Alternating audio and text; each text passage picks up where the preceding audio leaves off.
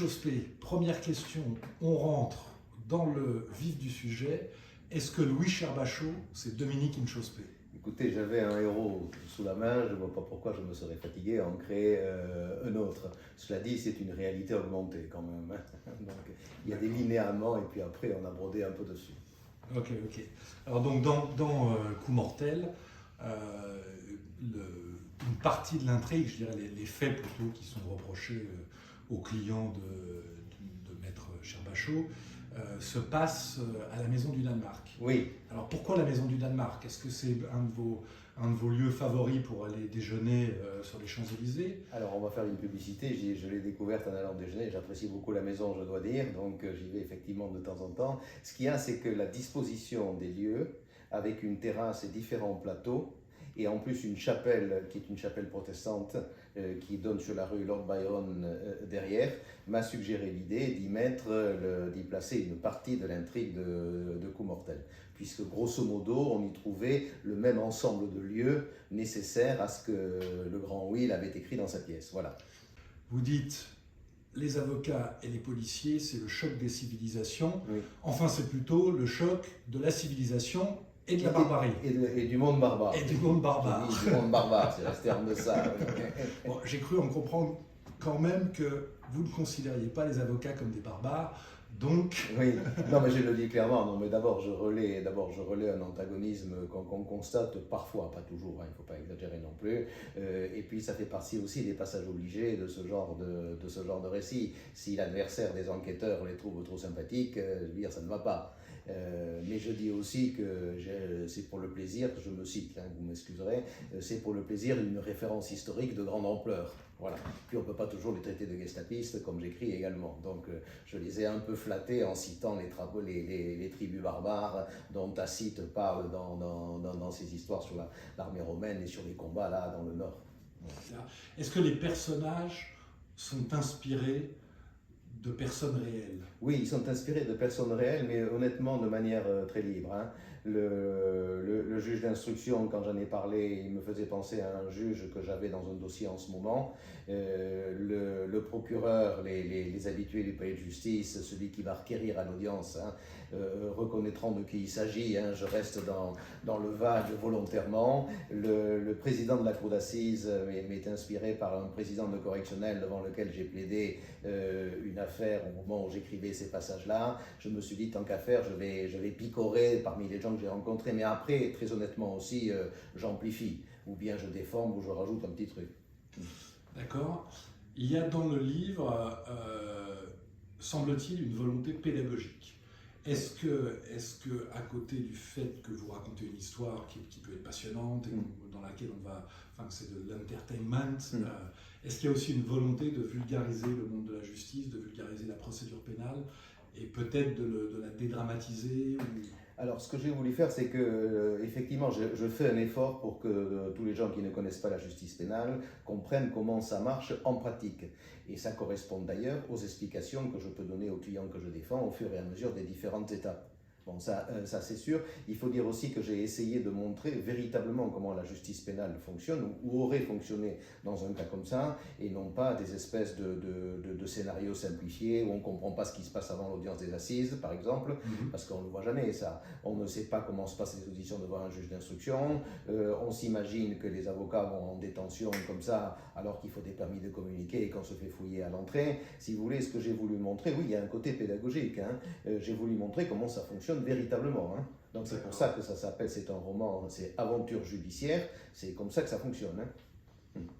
Là, dans l'histoire de Coup mortel, il y a quelques éléments qui peuvent ne pas être si communs à toutes les affaires pénales, puisqu'il y a des fantômes. Voilà. Hein. Donc il y a des fantômes, et ces fantômes-là, leur existence semble être étayée par des personnes tout à fait sérieuses, oui. Même si le procureur, pour lui, ce ne sont que billevesées et manières d'éviter des condamnations. Mais disons que sans raconter la fin, en tout cas, on se pose des questions. Alors, est-ce que Dominique Inchospé croit aux fantômes? Alors écoutez, moi je ne veux pas non plus spolier la fin de l'épilogue, si vous voulez, mais Mais tout est possible en fait. Si vous voulez, tout est possible, je veux dire par défaut, ce qui n'est pas non plus une réponse satisfaisante. Je veux dire, est-ce que vous croyez aux fantômes? Si vous dites non, j'y crois pas, on va vous dire oui, mais attendez, vous avez 50 personnes qui jurent cracher par terre qu'ils en ont vu. Si vous dites que vous y croyez et que vous dites qu'il y a 50 personnes qui en ont vu cracher par terre, on va vous répondre oui, mais ce sont les seuls à les avoir vus. Donc je vais dire que c'est dans l'ordre du possible sur le plan intellectuel. On n'est pas dans le vrai, on est dans le on n'est même pas dans le vraisemblable, on est, on va dire, dans le potentiellement vraisemblable. Et en tout cas, c'est étayé par tous les gens qui disent qu'ils ont vu des fantômes. Voilà, alors est-ce que dans une histoire comme celle de Comortel, est-ce que ça a tendance à perturber la justice que tout d'un coup des fantômes s'en mêlent? Non, parce que l'idée dans le dossier, c'est qu'il y a un moment, mais c'est dans Shakespeare, hein, dont c'est inspiré, à un moment, je spoil juste un petit peu, il y a la possibilité, enfin, des allégations d'apparition de spectres. Alors évidemment, la réaction de tout le monde, c'est il est fou.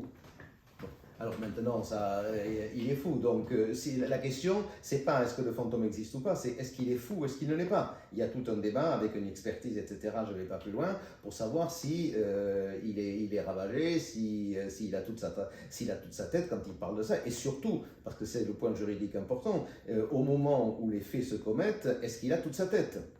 Parce que là, en droit français, il y a une atténuation de responsabilité si l'intéressé n'était pas en possession de tous ses moyens au moment où il commettait les faits. Absolument. Comment on passe d'avocat pénaliste à écrivain de romans d'aventure juridique ou judiciaire? Judiciaire. Je serais tenté de dire de manière assez naturelle, puisque c'est le prolongement de ce qu'on fait et de ce qu'on essaie de vivre. Après, ça dépend de votre tempérament. Il y a des gens qui aiment lire et qui aiment écrire, ce qui est mon cas. Donc j'ai de la matière sous la main. On en parlait encore à déjeuner. Je racontais des histoires, pas de fantômes, mais de cadavres, de clients qui ont mal terminé. Vous voyez, il y a une matière. À partir de ça, est-ce que vous avez la possibilité de transformer ça en fiction? Parce qu'il y a certaines histoires pénales qui s'autosuffisent.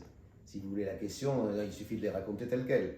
Bon, si vous voulez faire de la fiction, il faut vraiment aimer écrire. Parce qu'il faut quand même concevoir une intrigue. Et concevoir une intrigue, il faut partir d'une idée générale, ça va. Mais ensuite, il faut tricoter l'intrigue. Les rebondissements, les machins, qu'est-ce qui est crédible, qu'est-ce qui n'est pas crédible, qu'est-ce qui n'est pas crédible. Et tout ça, ça passe uniquement par une seule question, est-ce que vous avez envie d'écrire? Et comme disait Rilke, vous savez, dans la première lettre un jeune poète qui lui écrit pour savoir qu'est-ce que je dois faire pour être écrivain, il lui répond, posez-vous une seule question, mourriez-vous de ne pas écrire? Et moi, à ça, je réponds, je ne sais pas, mais en tout cas, j'agoniserai lentement. Alors, c'est votre troisième roman des aventures de Louis-Charles Bachot. Oui. J'imagine qu'il y en aura un quatrième. Oui, il y aura, oui, j'ai un fond, oui. Il y a un fond. Il y a un fond, oui. Et on sait quand? Non, parce que je suis sur d'autres écrits en ce moment et puis il faut que je réfléchisse un peu à la manière dont je vais m'y prendre. Là, c'était le traitement judiciaire d'une affaire à Paris. J'ai Kaokanak qui se passe en Nouvelle-Calédonie, qui remonte à 2006, où il y avait plusieurs affaires avec en parallèle des événements politiques qui se passaient en Calédonie et l'avocat était mêlé aux deux. Vous voyez, et puis donc là c'était moitié judiciaire, moitié aventure entre guillemets. J'avais au tout début une saison immuable qui se passe au Mali, où là l'avocat, il y a un arrière-fond judiciaire avec une procédure quand même, mais la dimension aventure pure est plus importante. Donc je ne sais pas si avec l'âge on vieillit et si je me retire de l'aventure classique pour ne plus traiter que des affaires dans mon cabinet et je passe le pont pour aller plaider, vous voyez, il faut que je réfléchisse. Est-ce qu'il y a quelque chose que vous diriez aux potentiels lecteurs de Comortel, soit pour leur donner envie de lire le livre, soit pour leur dire de ne pas le lire? Oui. Je ne sais pas. Alors je ne vais peut-être pas leur dire de ne pas le lire, mais je vais vous dire au contraire, précipitez-vous, parce que tous les gens qui se posent des questions sur la justice pénale, qui voient des affaires avec des gens qui passent devant les assises, des avocats qui communiquent, on ne sait pas. En fait, on ne sait pas quand on voit à la télévision, on a toujours l'image des films américains où on ne voit que des histoires d'audience, et encore, là, on ne les voit pas. Là, moi, si vous voulez savoir comment ça marche véritablement, entre le début où le client est arrêté, les 2 jours de garde à vue que vous tapez, si je puis dire, à soutenir le client, le juge d'instruction, aller à Fresnes régulièrement. Bref, si vous lisez ça, c'est ce que j'ai mis sur la 4e de couverture, vous pourrez trucider quelqu'un sans problème parce que vous saurez exactement ce qui va vous arriver. Voilà un argument de vente. Mais ça, c'est alléchant. Ça, c'est alléchant.